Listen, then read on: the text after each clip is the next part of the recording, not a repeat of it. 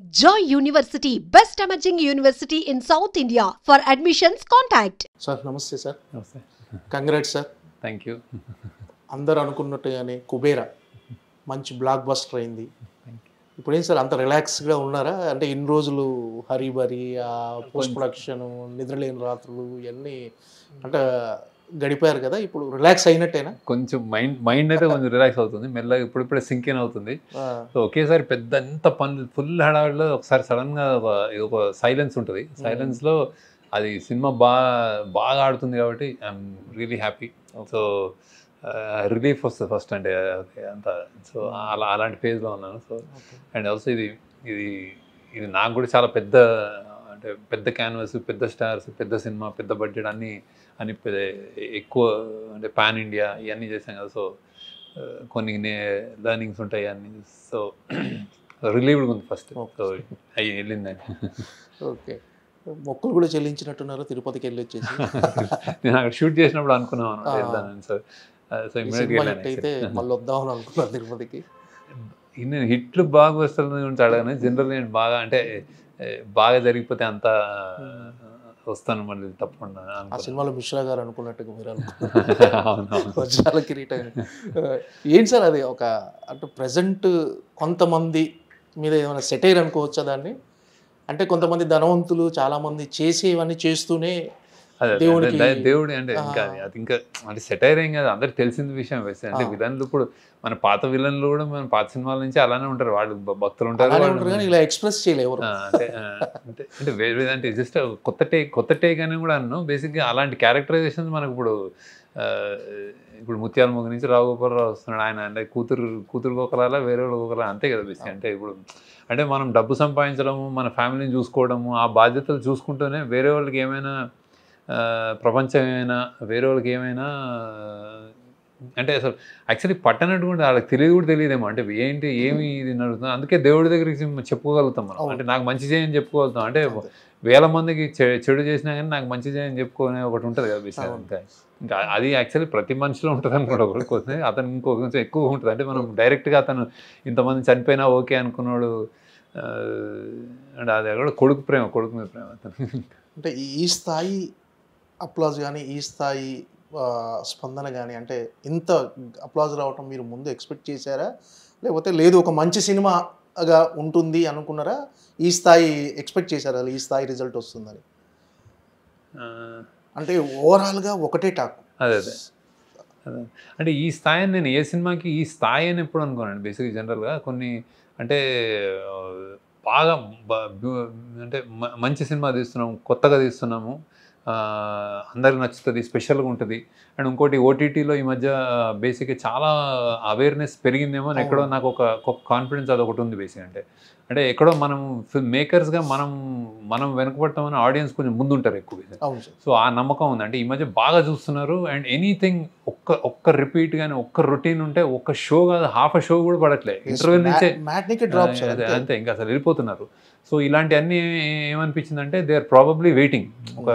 ఎక్కడో ఆడియన్స్ అందరూ వేరే చూసేసి ఓటీటీలో వాళ్ళ మనసు కానీ, మైండ్ కానీ, వాళ్ళ టేస్ట్ కానీ వెళ్ళిపోయినాయి ముందుకి. మనం ఎక్కడైనా వెనకబడుతున్నామో అన్నది ఒక కాన్ఫిడెన్స్ ఉండేది. సో ఇది కొత్త టేక్, కొత్తగా చెప్తున్నాము, అన్నీ కొత్తగా ఉన్నాయి, నా నుంచి కొత్తగా. అండ్ ఆల్సో కథగా ఇది ఒక పెద్ద క్యాన్వాస్ సినిమా, ఇవన్నీ కాన్ఫిడెన్స్ నాకు. ఇవన్నిటి వలన చాలా అందరూ బాగా ఆదరిస్తారు అనుకున్నాను.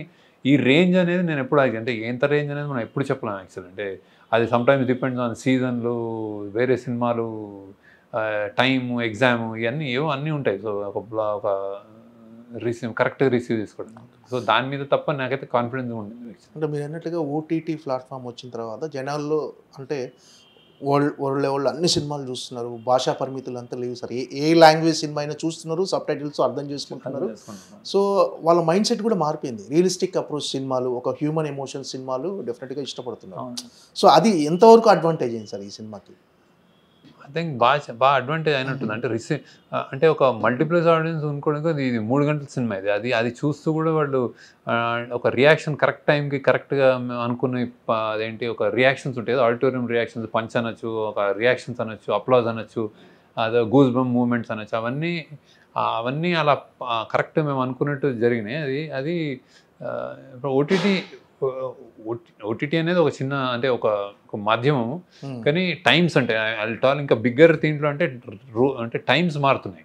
ఓకే. అంటే not just OTT with internet what ever awareness కుర్రోళ్ళు అంటే ఒకప్పుడు ఐక్యూ లెవెల్స్ కానీ ఒక 10th కుర్రోడికి ఇప్పుడు 5th కుర్రోడికి ఐక్యూ లెవెల్స్ సేమ్. అంటే in terms of digital intelligence కానీ వాడు చేసే విధానం కానీ అన్నీ మారుతున్నాయి కదా. ప్రాబ్లమ్ సినిమా కూడా మారాలి, ఎప్పటికప్పుడు మారుతూ ఉంటాయి, అది వస్తూ ఉంటాయి ఒక్కొక్కటి అక్కడ ఆ టైమ్స్లో వచ్చి కొడుతుంది సినిమాలు.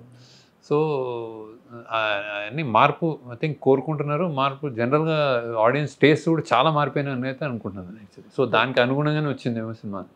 అంటే యాజ్ డైరెక్టర్గా మీరు కెరీర్ స్టార్ట్ చేసి 25 years అయింది, కంప్లీట్ అయింది sir, silver Jubilee year.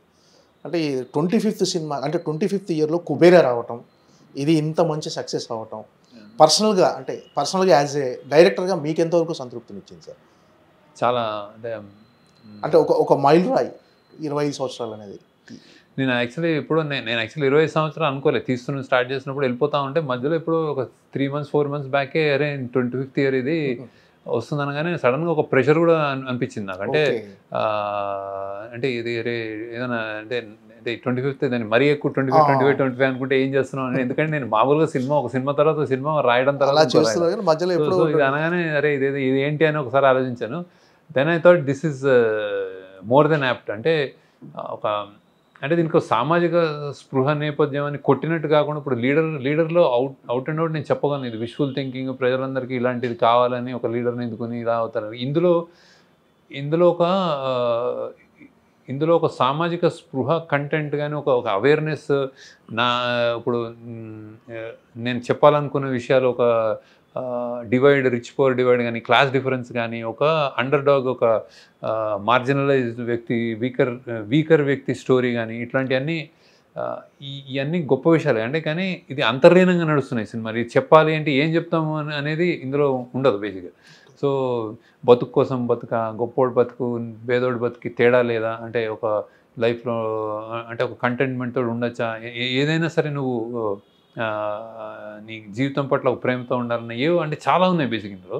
So ఒకటని కాదు. సో ఇలాంటి and also on the face of it class difference, ఇంత పెద్ద అత్యంత ధనవంతులు ఉన్న డివైడ్ ఉంది కదా, ఆ డివైడ్ చూపించడం, ఒక 2 ప్రపంచాలు చూపించడం, ఇట్లాంటివన్నీ కుదిరినందుకు నేను యాక్చువల్లీ ఇది మంచి నా 25th ఇయర్లో చాలా కరెక్ట్ సినిమా అనిపించింది యాక్చువల్లీ.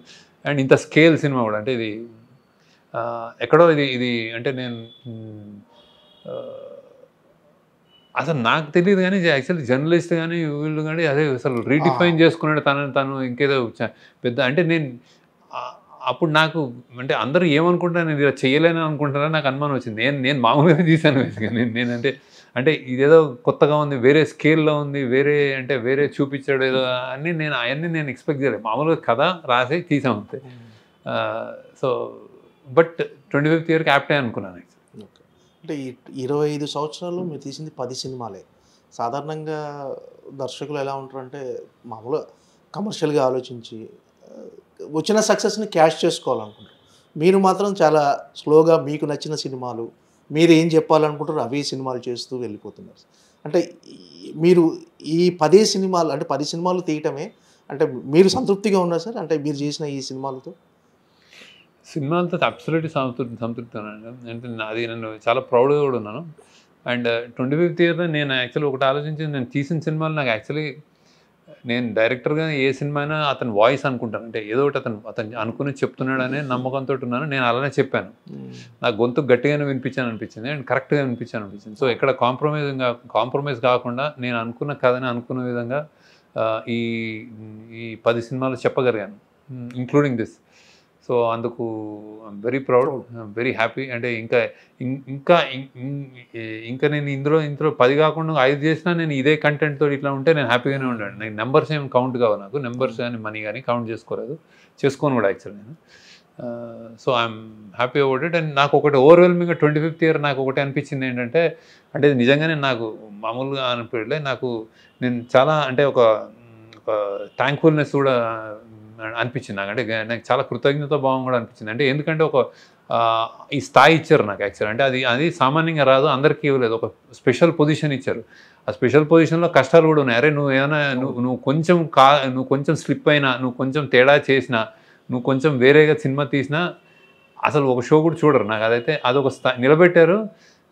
నువ్వు నమ్మకంతో ఉన్నారు. సో ఆ నమ్మకం నాకు ఇచ్చారు అండ్ దెన్ నన్ను ఆదరిస్తున్నారు. సో బేసిక్గా అది they call it a brand, call it నమ్మకం, వాట్ ఎవర్. కానీ ఫ్యామిలీస్ తోటి పాటు వచ్చి నేను చూడొచ్చు, మీ సినిమాలు చూడాలి, చూస్తామన్న ఒక స్థాయి తెలుగు ప్రేక్షకులు నాకు ఇచ్చినందుకు ఐ థింక్ 25 years నేను ఐ థింక్ అది నాకు చాలా అంటే నేను తీసుకోవడం కాదు, నేను తీయడం కాదు, వాళ్ళు ఇవ్వడంలో కూడా చాలా ఇది ఉందనిపించింది నాకు. So I'm very happy about that also. So